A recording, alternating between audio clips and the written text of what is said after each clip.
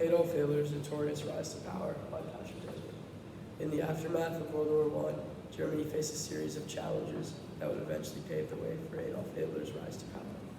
As Klaus Schwab notes in the 38th volume of Diplomatic History, Hitler can be seen as the offspring and enduring legacy of World War I for Germany.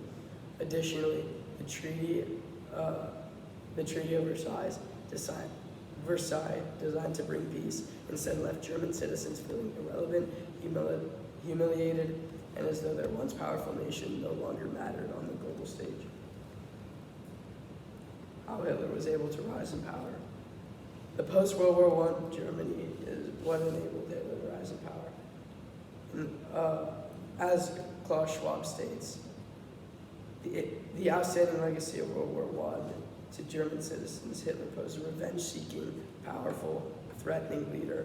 A crucial application of a moral challenge, courage, is knowing when and how to disobey. This can be thought of as intelligent disobedience. This involves an ability to work within the system to maintain standards and uphold moral values. Originalism, culture, and operational pressures can sometimes cause the values of people to become blurred when the mission becomes more important than virtues. These can take us down the slippery slope of ends justifying means. From Moral Courage and Intellectual Disobedience by Ted Thomas and Ira Schlaf.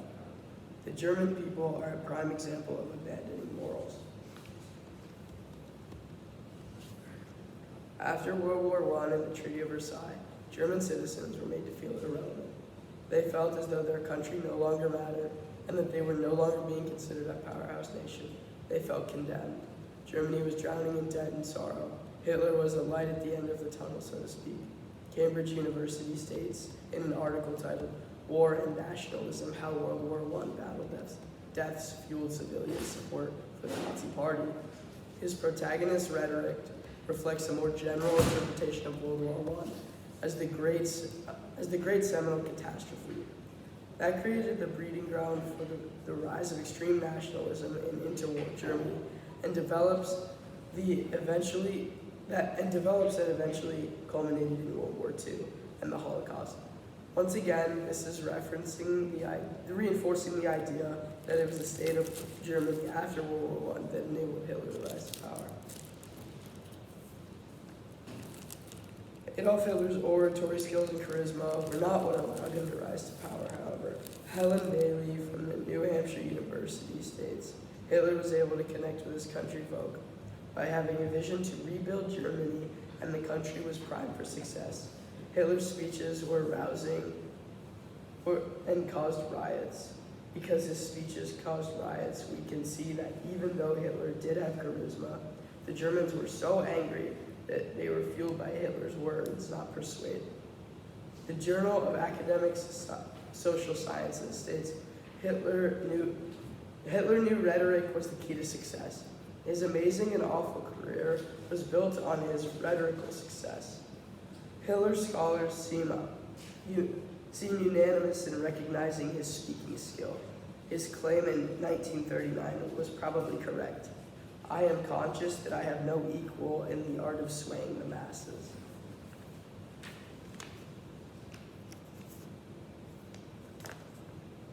While Hitler's oratory skills and charisma did help him to rise to power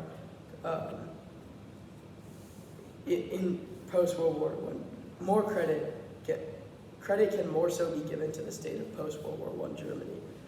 Liana Wise and Etwan's colleagues write, in predator-induced fear causes PTSD-like changes in the brains and behavior of wild animals. Predator-induced fear is both one of the most common stressors employed in animal model studies of post-traumatic stress disorder, PTSD, and a major focus of research in ecology. There has been growing discourse between these disciplines, but no direct empirical linkage. You could think of World War I as the source of PTSD for German people. They did not want that outcome again. They felt inferior and like they didn't matter. World War I was the predator to the German people, and the German people were the prey. Hitler offered a safe haven or rest place for the German people, although they may not have noticed the horrid things that were coming.